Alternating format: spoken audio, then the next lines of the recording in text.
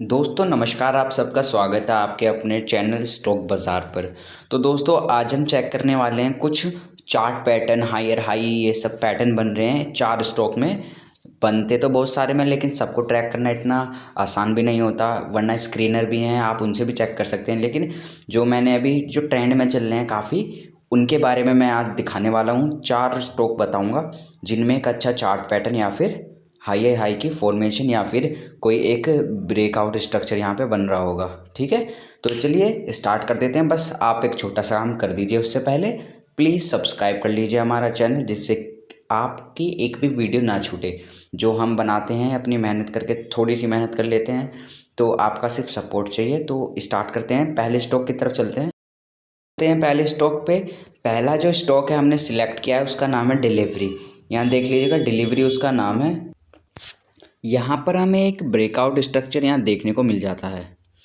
यहाँ देखिए 2023 से जो डिलीवरी का शेयर है, ये एक अप ट्रेंड बनाया है, अप ट्रेंड में ही मूव कर रहा है ऊपर की साइड। और फिर यहाँ अक्टूबर में 2023 के अक्टूबर में इसने यहाँ करेक्ट होना थोड़ा सा स्टार्ट किया, लेकिन फिर से 2024 में जो भी रैली चल रही थी उसमें इसने फिर से यहाँ मूव दिखाया। और जो इसने प्रीवियस जो हाई क्रिएट किया था ना, यहाँ पे जो एक अच्छी खासी अपसाइड की रैली के बाद जो इसने एक प्रीवियस हाई बनाया था, ये इसने अब एक दो दिन पहले, वीकली का चार्ट है, मतलब एक महीने पहले इसने तोड़ दिया होगा। तो यहाँ पे देखिए ये रीटेस्ट भी कर रहा है, तो मे बी अपॉर्चुनिटी है यहाँ से एक छोटे से स्टॉप लॉस, एटलीस्ट यहाँ का स्टॉप लॉस लगा के एक अच्छे खासे टारगेट हमें यहाँ से देखने को मिल सकते हैं इसमें। तो ठीक है, आप डिलीवरी में समझ गए क्या चार्ट पैटर्न बन रहा था। अब चलते हैं नेक्स्ट स्टॉक पे। तो हम अब अपने सेकंड चार्ट की तरफ चलते हैं। तो यहाँ देखिए life insurance corporation of India. तो हमारा जो सेकंड स्टॉक होने वाला वो होने वाला है LIC। पहले देखिए, सबसे पहले जब इसका IPO आया था, ये उसी दिन से यहाँ से इसमें गिरावट हमें शो होने लग गई थी। तो इसने गिरावट के दौरान एक चार्ट पैटर्न फॉर्म किया था जिसका नाम है inverted head and shoulder pattern, जिसके ब्रेकआउट पे, ये जो ब्रेकआउट कैंडल है इस पे इसने काफ़ी अच्छा रिजल्ट भी दिया, जो कि इसने पूरी रिकवरी दिखा दी मार्केट में। लेकिन अब फिर से इसने, ये तो इसका जो IPO प्राइस था वो तो बीट कर दिया, लेकिन सिर्फ अब वो यहाँ तक थोड़ी ना रुक जाएगा। तो हो सकता है वो यहाँ से अब फिर से एक बाउंस ऊपर की तरफ ले, या फिर IPO के प्राइस के आसपास अगर मिलता है आपको। वैसे तो मैंने तो यहीं पे कर रखा है, लेकिन अगर और मिलता है तो मैं इसमें और एक्यूमुलेट करूँगा टिल जब तक कि यहाँ पे इलेक्शन है। इलेक्शन तक मैं यहाँ पे एक्यूमुलेट करूँगा, क्योंकि अगर मोदी जी जीतते हैं तो सबको पता है 20-25% तो मार्केट भागनी ही भागनी है। अगर ये यहाँ आता है तो मैं लूँगा, तो एक चांस बन जाएंगे अच्छे। और ये जो रीटेस्ट हो रहा है ये भी थोड़ा वीक सही है, तो यहाँ पे चांसेस बढ़ जाते हैं ऊपर जाने के LIC के। ठीक है, तो ये LIC हो गया। अब हम चलते हैं हमारे तीसरे स्टॉक की तरफ। हमारा नेक्स्ट स्टॉक होने वाला है विप्रो। विप्रो आप सब जानते हैं IT कंपनी है। इसमें क्या चल रहा था अभी तक, इसमें भी ये देखिए 2021 में इसमें अच्छा खासा एक ट्रेंड हमें देखने को मिला, लेकिन 2022 में एकदम डाउन ट्रेंड में बदल गया वो ट्रेंड पूरा का पूरा। और उसके बाद जो 2023 है ना, उसमें इसने पूरा कंसोलिडेशन दिखाया। पहले इसने एक ईयर में दिखाया अप ट्रेंड, दूसरे ईयर में दिखाया यहाँ डाउन ट्रेंड, और तीसरे में कंसोलिडेशन दिखाई। अब फिर से ये देखिए, फिर से इसकी ब्रेकआउट पे, इस कंसोलिडेशन के ब्रेकआउट पे यहाँ पे हमें एक अच्छा ब्रेकआउट मिला है। और जैसा कि ये जब ट्रेंड में जाता है, हमने देखा तो एक अच्छा ट्रेंड देता है, कंसोलिडेशन में जाता है तो कंसोलिडेशन।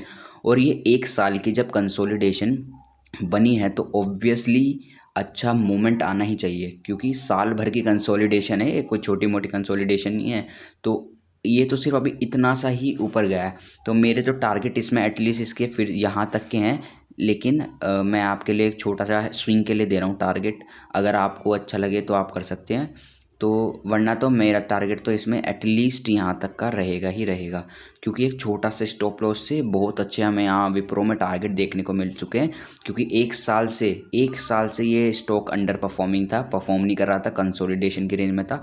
अब जब ब्रेकआउट आया है 2024 में, तो हमारे पास अभी वैसे भी ये जो भी रैली हमने इन्जॉय करी निफ्टी की, जिसमें सारे stock mid cap small cap सब भागे, उसमें एक सेक्टर ऐसा भी था जो नहीं भागा, वो था हमारा IT सेक्टर। तो अभी उस सेक्टर पे ध्यान देने की हमें ज़्यादा ज़रूरत है, क्योंकि जो भाग चुके हैं उन पे तो अब क्या कर सकते हैं, वो तो भागे, अपॉर्चुनिटी मिस हो गई, लेकिन इनको अभी मिस नहीं करना हमें। तो इनमें अभी जिसने पैसे लगा दिया तो वो एंजॉय करेंगे अगली रैली, ठीक है। तो अब चलिए, विप्रो में काफ़ी शानदार तेज़ी देखने को मिल सकती है अभी हमें, अगर यहाँ देखा जाए तो, क्योंकि आप समझ गए मैंने क्या क्या बताया, ठीक है। तो अब हम चलते हैं लास्ट स्टॉक पे जिसमें कुछ ऐसा पैटर्न, चार्ट पैटर्न या फिर कुछ इंटरेस्टिंग बन रहा है, वो है दोस्तों। अब हम चलते हैं अपने फोर्थ स्टॉक, जो कि एक इंडियन रेलवे सेक्टर है, सरकारी company, PSU stock, Indian railway corporation, मतलब कि आईआरसीटीसी का जो स्टॉक है, इसमें हमें एक अपॉर्चुनिटी ग्रैब कर सकते हैं। इसमें हम क्यों कर सकते हैं मैं आपको बता देता हूँ। यहाँ देखिए, एक अप ट्रेंड था यहाँ पे, ठीक है, फिर यहाँ कंसोलिडेशन, उसके बाद नीचे जाता रहा, फिर से कंसोलिडेशन की यहाँ जोन में, ठीक है जी। आपको इतना समझ आ रहा है मुझे लग रहा है, ठीक है। तो यहाँ देखिए, फिर से यहाँ पे एक चैनल फॉर्म हुआ, यहाँ पे कंसोलिडेशन रही, कितनी रही, पूरी 1 साल तक कंसोलिडेशन यहाँ पे भी रही है, जैसे अभी हमने विप्रो में देखा था। और उसके बाद जब आप जानते हैं, जब एक कंसोलिडेशन के बाद ब्रेकआउट या ब्रेकडाउन होता है तो काफ़ी बड़ी मूव हमें देखने को मिल जाती है। तो वो जब हम इंट्राडे में भी ट्रेड लेते हैं तो हमें जब चैनल जब हमें दिखता है कि कंसोलिडेशन हो रहा है, तो हम तो सोच लेते हैं कि अब ब्रेक डाउन पे ट्रेड लेनी है या ब्रेकआउट पे ट्रेड लेनी है, ठीक है। तो लेकिन अब हम ये क्यों नहीं समझ रहे, जब ये 1 साल का कंसोलिडेशन का ब्रेकआउट यहाँ पे टूट रहा है, जब यहाँ 1 साल का कंसोलिडेशन जो यहाँ पे हुआ है उसका ब्रेकआउट हो रहा है, तो हम क्या सिर्फ ये छोटी सी रैली में खुश हो जाएंगे? नहीं, हम आपको भी पता है। तो यहाँ से ये देखिए, एक ये यहाँ पे एक अच्छा मेजर सपोर्ट है, और ये यहाँ पे एक सपोर्ट भी ले रहा है, एक अच्छे पैटर्न के उससे। इस पैटर्न को मॉर्निंग स्टार भी कहते हैं। मॉर्निंग स्टार वो भी रीटेस्ट के टाइम एक सपोर्ट पे बना, काफ़ी अच्छा एक वो दे रहा है इंडिकेशन कि ऊपर जा सकता है यहाँ से स्टॉक, ठीक है। तो हम यहाँ पे भी एक स्विंग छोटी सी प्लान कर सकते हैं, तो काफ़ी अच्छा रहेगा। यहाँ पे छोटे से स्टॉप लॉस के साथ, मान लीजिए ये इतना स्टॉप लॉस रह जाएगा और एक अच्छा टारगेट हमें मिल सकता है ऊपर का, ठीक है। अब इसी स्टॉक को एक बार हम मंथली टाइम फ्रेम पे देख लेते हैं। वीकली पे देखिए ऐसा दिख रहा है ना, एक बार मंथली पे जाके हम स्विच हो जाते हैं कि क्या होता है, ठीक है। मंथली पे देखिए, मंथली पे ये ऑलरेडी एक ब्रेकआउट स्ट्रक्चर हमें शो कर रहा है। यहाँ देखिए, यहाँ एक कैंडलस्टिक का ब्रेकआउट यहाँ पे देखने को मिल चुका है यहाँ पे। तो अब यहाँ पे ये देखिए रीटेस्ट करा, जैसा हमने देखा उसमें, किस में देखा, अभी हमने चेक किया था ना, रीटेस्ट हो रहा था वीकली टाइम फ्रेम में। अब मंथली में देख ली, सेम वही सिनेरियो हो रहा है। तो यहाँ पे पॉसिबिलिटी बढ़ जाती है, एटलीस्ट ये अपना पुराना हाई भी गया ना, पुराना जो इसका हाई है, प्रीवियस जो इसका ऑल टाइम हाई है, वहाँ तक भी गया ना, तो भी ये हमें 1200 तक का टारगेट दे देगा। अभी ये 900 कुछ पे ये दे देगा, 1011-1200 तक का टारगेट दे सकता है अगले 2-3 महीने में, जब भी इलेक्शन का रिजल्ट आएगा और मोदी गवर्नमेंट जीती तो और फेवर में आएगा। और रेलवे के प्रोजेक्ट इतने आ रहे हैं ज़्यादा, तो काफ़ी अच्छा लग रहा है मुझे पर्सनली कि इसमें पोटेंशियल है।